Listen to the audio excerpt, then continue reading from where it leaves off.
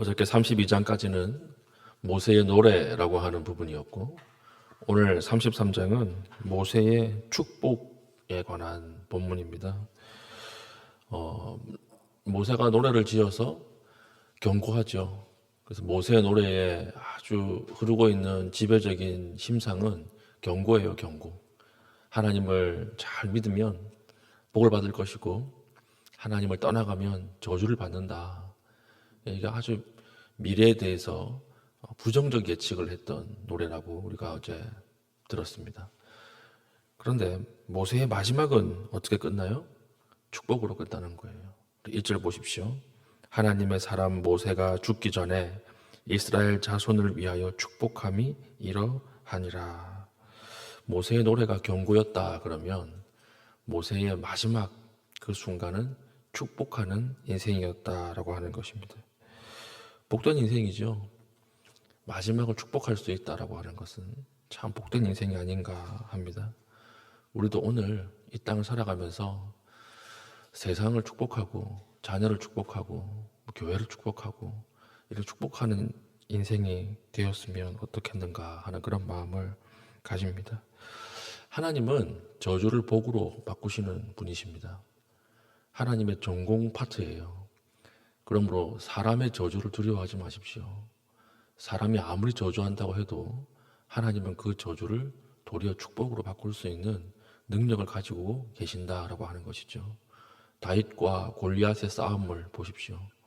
골리앗이 온갖 저주를 다윗에게 다 퍼부었습니다. 그 저주가 이루어졌습니까? 아니죠. 다윗에게 했던 저주가 도리어 골리앗에게로 돌아가는 그런 일들이 있지 않습니까?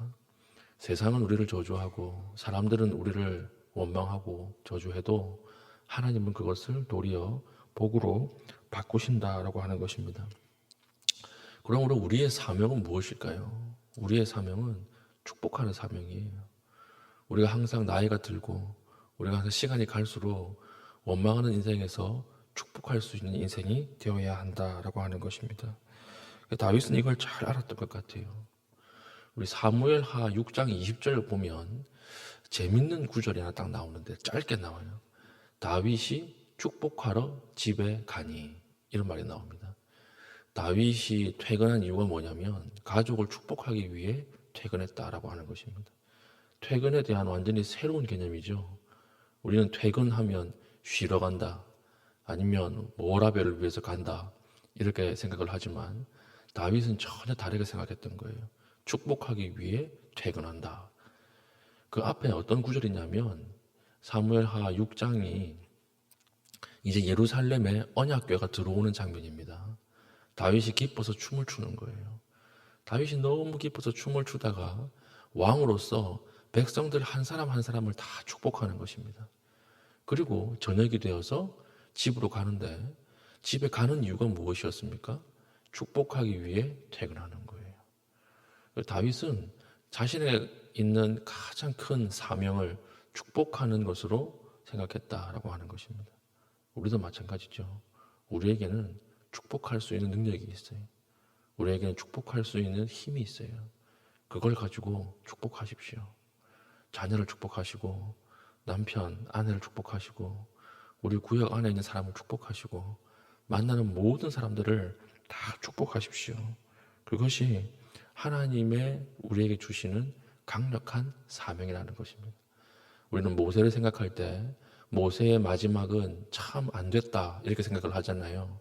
왜냐하면 그 몇 번 하나님의 말씀을 어겼다 그래가지고 모세의 평생의 소원이었던 가나안에 못 들어갔으니까 가나안을 보면서 죽었거든요.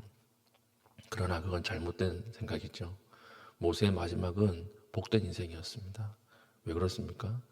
그의 중간은 하나님 앞에 시험도 있었고 이스라엘의 하나님의 언약을 이루는 사명이 있었지만 그의 마지막은 어떻게 끝나요? 축복하면서 끝이 나요. 모든 지파들을 모세가 다 축복합니다. 우리의 마지막도 그래야 할 것입니다.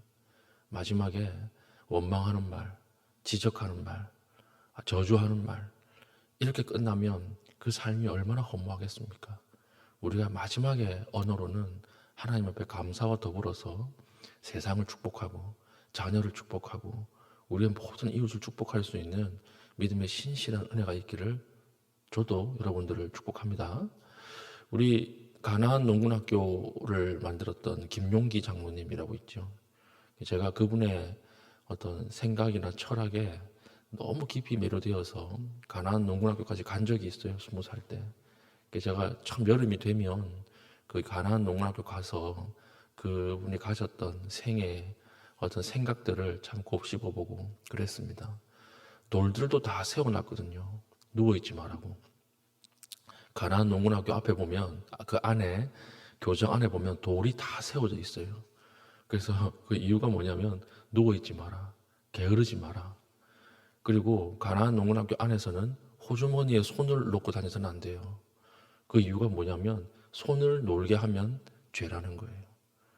그래서 그 생각과 철학이 우리의 그 가난했던 우리 대한민국을 다시 일으키고 민족의 빛이 되고 희망이 되지 않았습니까? 그런 똑같은 거죠. 김용기 장로님의 기도의 제목이 그 가나안 농군학교에 딱 붙어 있는데 제가 가장 인상 깊게 읽었던 것은 조국이여 안심하라는 거예요. 조국이여 안심하라. 내가 기도하기 때문에 조국아 안심하라. 얼마나 후진국이었고 얼마나 낙도였습니까? 대한민국 그때만 해도 아무도 선교사들조차도 오기를 꺼려하는 국가였거든요. 그런데 그 조국을 바라보면서 그 땅을 바라보면서 내가 기도한다. 그러므로 안심하라. 얼마나 큰 영적인 어떤 자신감인지 부럽기까지 한 모습이죠. 마지막은 이 땅을 축복하고 하나님 곁으로 간 사람이 김용기 장로님입니다. 이런 모습이 우리에게 야성으로 있어야 한다고 생각해요. 우리 성도들 중에 신방을 하다 보면 참 제가 은혜가 되고 감사한 기도 제목들이 나옵니다. 그것이 뭐냐면 지금까지는 내가 나 중심으로 내가 필요한 것들을 구하면서 살았는데 이제는 다른 사람을 위해서 기도하기를 원한다는 거예요. 이제는 내가 우리 이웃을 위해서 우리 교회의 어려움을 당한 자를 위해서 기도하기를 원한다. 그러면서 1년에 거의 한두 번 신방하잖아요. 저하고. 한두 번 신방하는데 그 기도 제목 중에 반은 다른 사람 기도 제목이에요. 이것을 위해서 같이 기도해달라. 이것을 위해서 같이 중보해달라.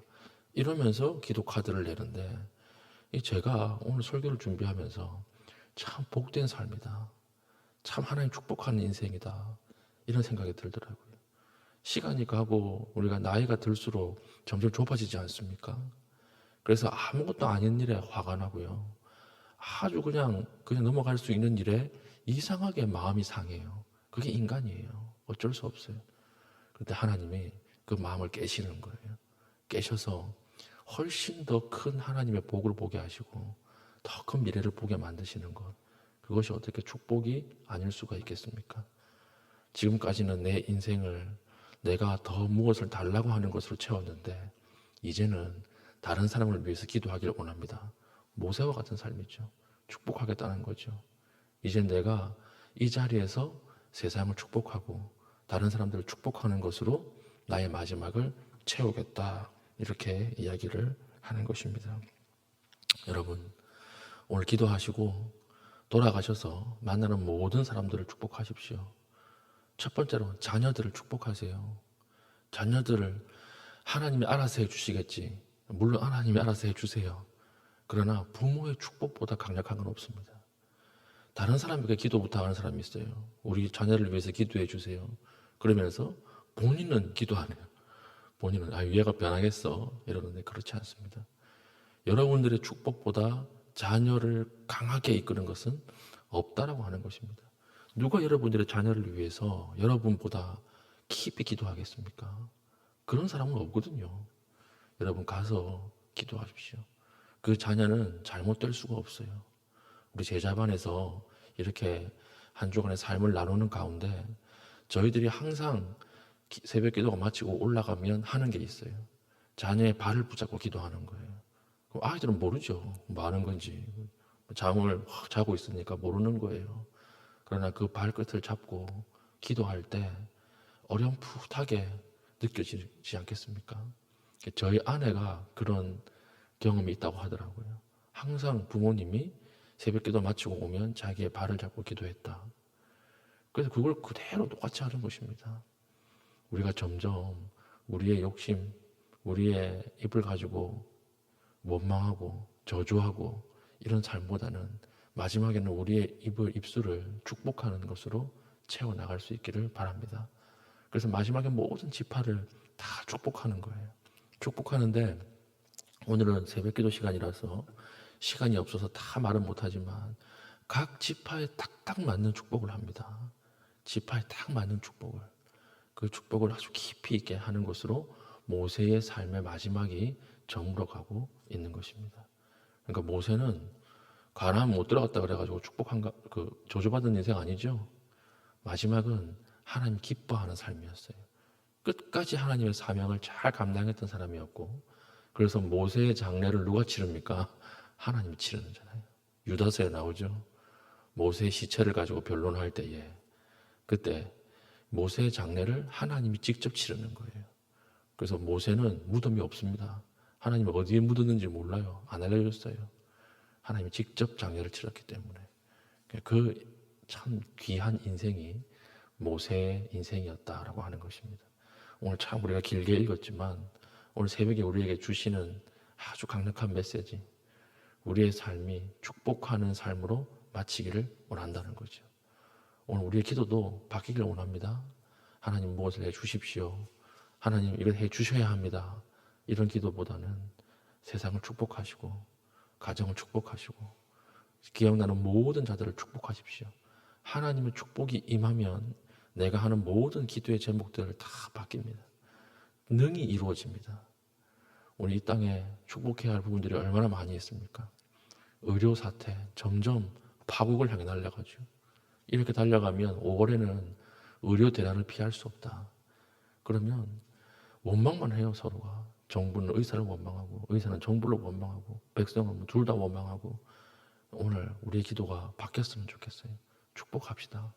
정부를 축복하고 의사들을 축복하고 이 땅을 축복하고, 그 축복하는 가운데 악과 이기심이 다 녹아서 모든 계획들이 다 녹아서 인간의 악이 다 사라지고 하나님의 평강과 평화와 은혜가 흘러넘치도록 우리가 좀 이 땅을 축복하고 그들을 축복하는 그런 마음이 있었으면 좋겠습니다. 여러분들의 축복을 통해서 하나님 일하십니다. 여러분들의 입술을 통해서 마음껏 복을 빌고 그 복이 실제로 이 땅에서 이루어지는 하나님의 귀한 주의 백성 될 수 있기를 축복합니다. 아멘. 기도하겠습니다. 하나님 아버지, 우리의 인생에 복에 복을 더하시는 하나님 은혜를 더하여 주시고 우리에게 흘러넘치는 복이 세상에게로 흘러가서 그들이 복을 받고 우리가 그들을 축복할 수 있는 귀한 시간 되게 하여 주시옵소서. 기도하시고 개인적인 기도의 제목으로 기도하신 이후에 자유롭게 돌아가시겠습니다.